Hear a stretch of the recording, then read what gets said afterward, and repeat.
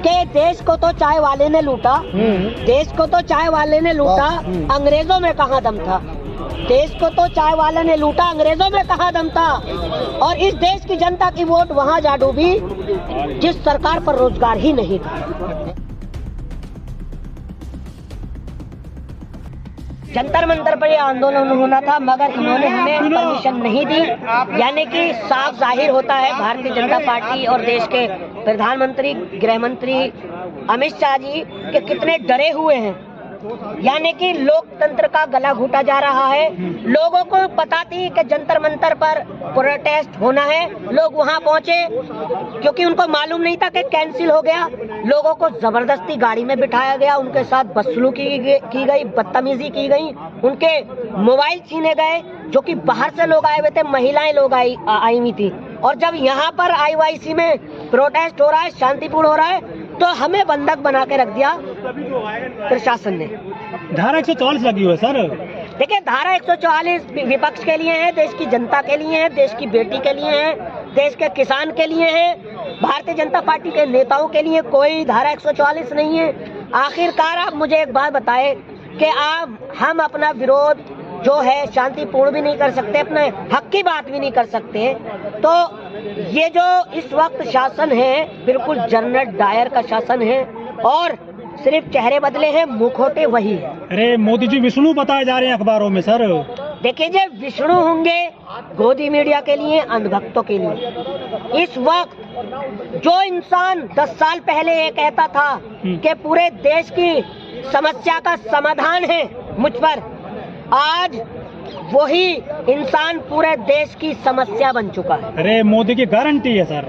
मोदी जी की गारंटी मैं गिनाता हूँ। गारंटी पहलवान बेटियों को खींचा गया, आज बेटियों के साथ रेप हो रहे हैं, आज किसानों को गोली मारी जा रही है, आंसू गैस के गोले छोड़े जा रहे हैं, आज देश का युवा बेरोजगार है, आज जो शिक्षित युवा है उनके पेपर लीक हो रहे हैं। क्या यही गारंटी है?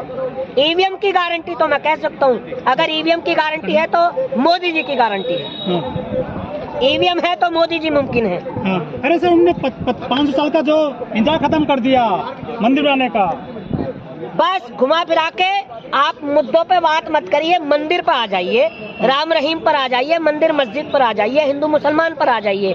बचाइए है आप लोगों के पास, और कोई है ही नहीं आपके पास जवाब। रोजगार पर आप बात नहीं करते, बेरोजगारी पर आप बात नहीं करते, एम्स हॉस्पिटलों पे आप बात नहीं करते, शिक्षा पर आप बात नहीं करते, स्वास्थ्य पर आप बात नहीं करते। तो सब दे तो रहे, मोदी जी की गारंटी है ना। कहाँ दे रहे हैं? देश में चल रही है ना गारंटी। चल रही है, हवा में चल रही है। कहाँ चल रही है? कहाँ नहीं चल रही? बताइए। 5 राज्यों में आपको अब ये हराया, 24 में 400 आ रही है, फिर भी आपको यकीन नहीं है उन पे। मैं कह तो रहा हूँ, मैं बोल तो रहा हूँ कि आप एक बार बैलेट पेपर से चुनाव करा के देख ले, पता चल जाएगी आपको कितनी आपकी गारंटी है। ईवीएम में गड़बड़ होती है। क्यों नहीं होती? क्यों नहीं होती? चंडीगढ़ में हो गई ना। भारतीय जनता पार्टी के जो नेता हैं, 4 मेंबर हैं ईवीएम के कारखानों में। तो सरासर खेल हो रहा है, नहीं हो रहा? आप मुझे बताइए, जरा से चुनाव में, मेयर के चुनाव में धांधली कर रहे हैं तो बड़े चुनाव में क्या होता होगा? आप रोड पे क्यों नहीं आते? आप तो हम रोड पे आ तो रहे, रोड पे आ तो रहे, हमें अपने ऑफिस से नहीं निकलने दिया जाता। अच्छा, हमें गिरफ्तार कर लिया जाता है। आप सवाल मत करिए भारतीय जनता पार्टी से।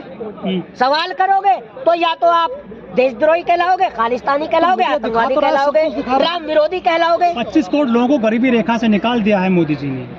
80 करोड़ जनता को भिखारी बना दिया मोदी जी ने। 80 करोड़ जनता को, आप कह रहे हो कि 25 करोड़ जनता को गरीबी रेखा से निकाल दिया। भैया, सबसे बड़ी कमी आप लोगों की है कि आप पत्रकार जो ना, सच को सच नहीं दिखाते, झूठ को झूठ नहीं दिखाते।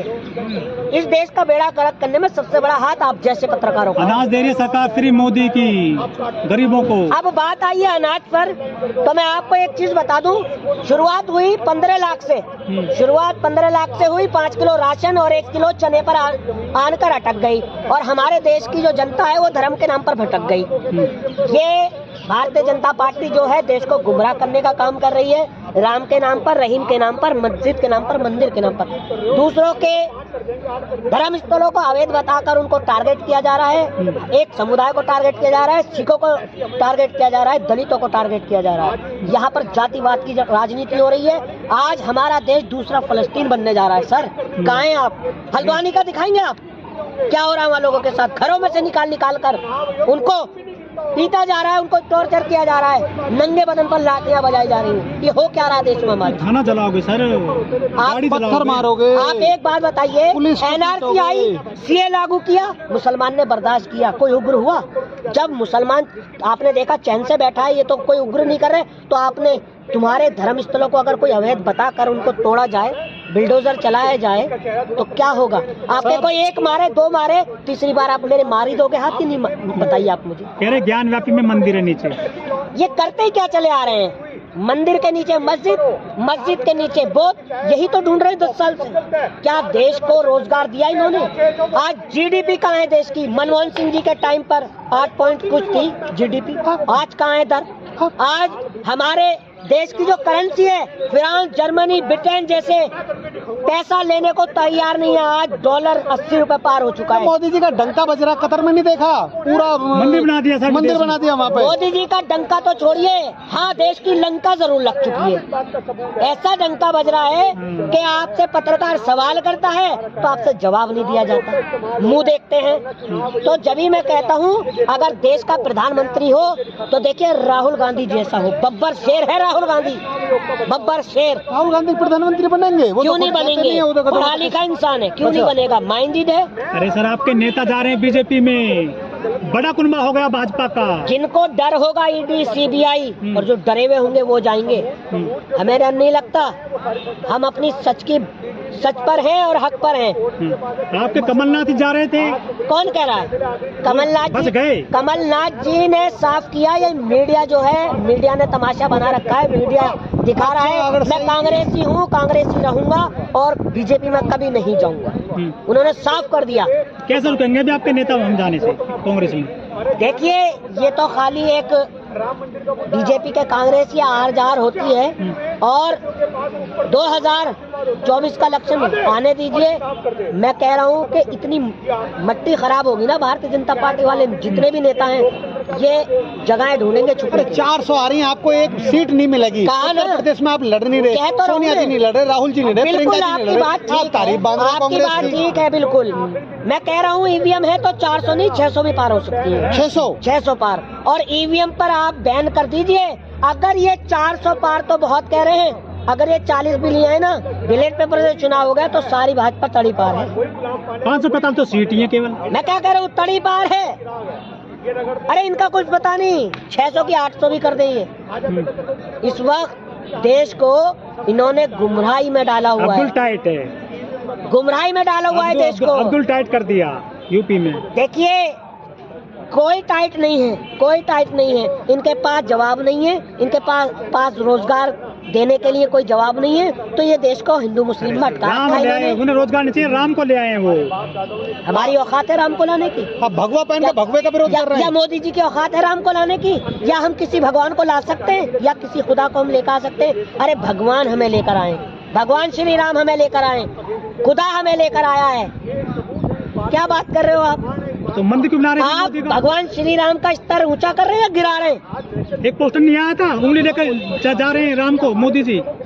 तो वो भी आप जैसे अंधभक्ति बढ़ावा दे रहे हैं उस चीज को। अरे भगवान श्री राम की उंगली पकड़कर हम चलेंगे या वो हमारी उंगली पकड़कर चलेंगे? आपने तमाशा बना के रख दिया है, और भगवान श्री राम की बहुत जल्दी इन पर मार पड़ने वाली है। अच्छा ये काट क्या है सर आपके पास? अब राम मंदिर के जो बना, वोट मिलेंगे, लाखों लोग जा रहे हैं मंदिर रोजाना। काट क्या है आप देख लीजिए। किसान जो है सड़क पर है, देश का युवा सड़क पर है, बेटी सड़क पर है, देश का फौजी सड़क पर है। किसानों को गोली मारी जा रही है, आंसू गैस उन पर। देश के प्रधानमंत्री अरे ड्रोन लिए हैं हमने, ये सरहद की रक्षा करेंगे। तुमने सरहद की रक्षा के लिए मंगवाए हैं या अन्नदाताओं पर बम फिकवाने के लिए मंगवाए हैं? कैसे प्रधानमंत्री हो आप? ऐसे लोकप्रिय प्रधानमंत्री हो आप? वोट कैसे मिलता है सर फिर को? कहा ना मैंने, ईवीएम का जिन है। जब तक जिन है तब तक मोदी जी है। तो हटेगी भी लग रहा है। बिल्कुल हटेगी, क्यों नहीं हटेगी? अंग्रेजों को जब भगा सकती है देश की जनता, तो ये तो एक ईवीएम है। ये राष्ट्रवादी पार्टी के नेता हैं। ये वही राष्ट्रवादी हैं जो अंग्रेजों की मुखबरियां करते थे, जिन्होंने 52 साल अपना तिरंगा नहीं लहराया हमारे देश का। क्या आपत्ति थी? अरे माइक तो यार। क्या आपत्ति थी आपको तिरंगे से? आज तुम बात करते हो राष्ट्रवाद की, आज वही ये वो लोग हैं जो कहते थे जाइए भगत सिंह क्रांतिकारी तिरंगा यात्रा निकाल रहे हैं और अंग्रेजों को खबरें दिया करते थे। आज ये राष्ट्रवाद का झंडा उठाकर ये हिंदू मुसलमान को तोड़ने का काम कर रहे हैं, देश को तोड़ने का काम कर रहे हैं। कांग्रेस का चंदा बंद करा दिया सुप्रीम कोर्ट ने, बॉन्ड नहीं ले सकते आप, इलेक्टोरल बॉन्ड। सबसे बड़ा झटका तो भारतीय जनता पार्टी को है, जो चोरी से पैसा मंगवाते थे और इलेक्शन में खर्च करते थे, जो काला धन है। कांग्रेस कभी चुनाव पैसे से नहीं लड़ती, कांग्रेस को जरूरत नहीं है पैसे से लड़ने की। कांग्रेस के साथ जनता है, कांग्रेस के साथ देश का युवा है, बेटी है। तो ये जो सुप्रीम कोर्ट का आदेश आया है चुनावी बॉन्ड को लेकर, तो ईवीएम पे कुछ एक्शन होगा लग रहा है? देखिए, मुझे उम्मीद है, पूरा भरोसा है और मुझे अपना पूरा कॉन्फिडेंस है, जो देश के सीजीआई चंद्रचूड़ है, सुप्रीम कोर्ट के चीफ जस्टिस, मुझे उम्मीद है, मैं हर वीडियो में उनसे अपील करता हूं, अगर आपको देश को बचाना है, इस देश के भाईचारे को बचाना है, डेमोक्रेसी को बचाना है, लोकतंत्र को बचाना है और इस देश की बेटी को बचाना है, तो आपको एक ऐसा अहम फैसला देना होगा, ईवीएम पर बैन लगाना होगा, तभी ये देश बचेगा, वरना खतरे में है, दोबारा गुलामी की तरफ जा रहा है और गृह युद्ध की तरफ जा रहा है देश।